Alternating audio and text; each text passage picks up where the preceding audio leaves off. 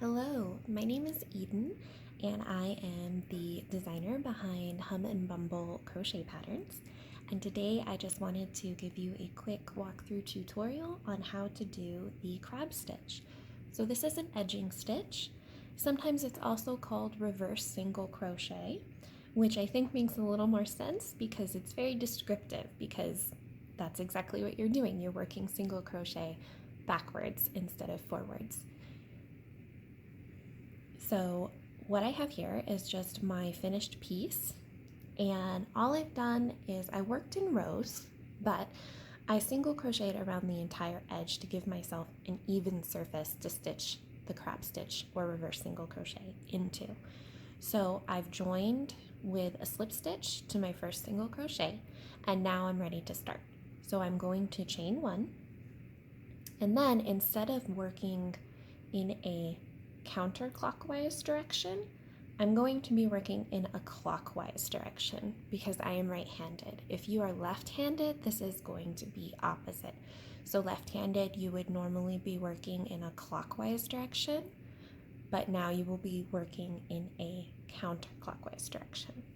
So again, I will be working, you want to work backwards from however you would normally, from the normal direction that you would be crocheting in. So I am going to go to the next stitch over. I'm going to insert my hook, pull up a loop, yarn over, and pull through.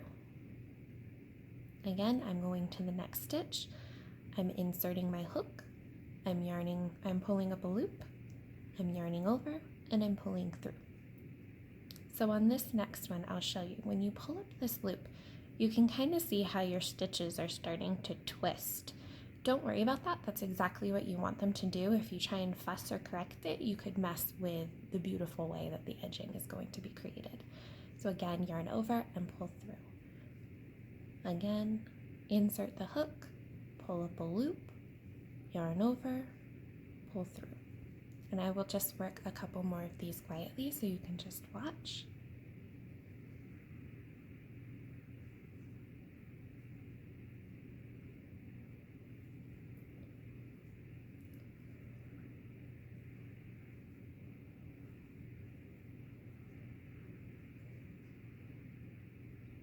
All right, and I am going to pause here.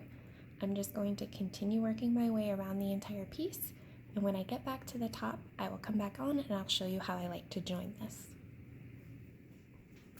Alrighty, and we are back. I just have 2 more stitches left to do, so I'm going to go ahead and finish those real quick. And then I will go ahead and show you how I like to join.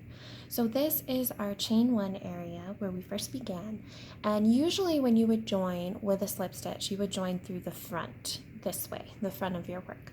But I find that, especially with this particular stitch, it really helps if you slip stitch through the back side and you want to pull off.